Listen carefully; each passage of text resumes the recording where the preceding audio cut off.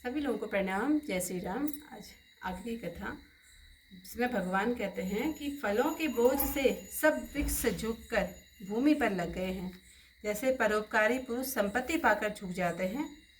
अति सुंदर सरोवर को देखकर श्री राम जी ने उसमें स्नान किया और बहुत सुख पाया। फिर एक उत्तम वृक्ष की सुंदर छाया देखकर उसके नीचे लक्ष्मण सहित श्री रामचंद्र जी बैठे। फिर वहां सब देवता और मुनि आए और स्तुति कर अपने अपने धाम को चले गए। कृपालु श्री राम जी अति प्रसन्न बैठे हुए लक्ष्मण जी से रसीली कथा कह रहे हैं।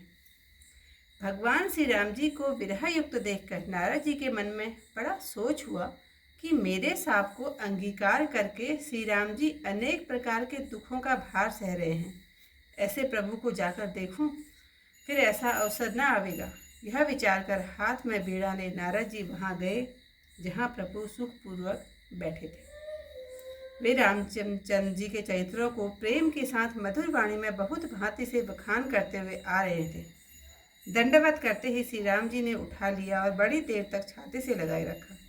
फिर कुशल आगमन पूछकर पास बैठा लिया और लक्ष्मण जी ने सादर चरण धोए।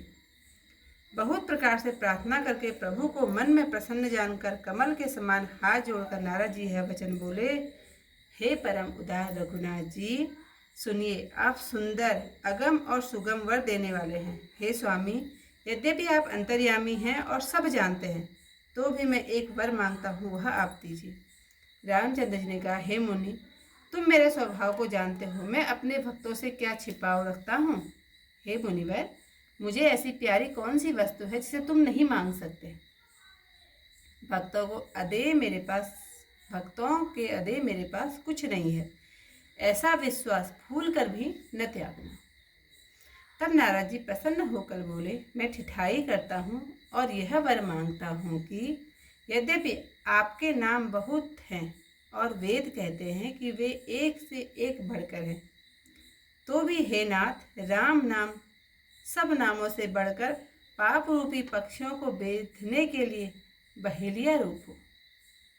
आपकी भक्ति रूपी पूर्णिमा की रात में राम नाम रूपी चंद्रमा अन्य नाम रूपी तारागणों सहित भक्तों के हृदय रूपी आकाश में वास करे। कृपा सिंधु रामचंद्र जी ने मुनि से कहा कि ऐसा ही होगा। तब नारद जी ने बहुत प्रसन्न मन होकर प्रभु के चरणों में नतमस्तक नवाया। आज की कथा यहीं पर करती हूँ समाप्त, क्योंकि फिर बहुत लंबी हो जा रही है तो उसको सुनने में भी लोगों को मज़ा नहीं आता। देखी राम अति रुचिर तलावा, मज्जनु की न परम सुख पावा।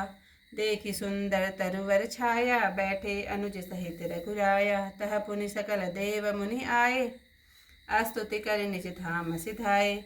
बैठे परम प्रसन्न कृपाला, कहत अनुज सन कथा रसाला। बिरहवंत भगवंत ही देखी, नारद मन भा सोच विशेषी। मोर साप करे अंगीकारा, सहत राम नाना दुख भारा। ऐसे प्रभु ही बिलो कहूँ जाई, पुनि न बनी अस अवसरु आई। यह विचारी नारद कर बीना, गए जहाँ प्रभु सुख आसीना।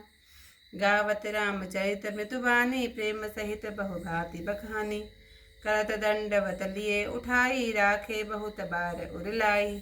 स्वागत पूछ निकट बैठारे, लक्ष्मण सादर चरण पखारे।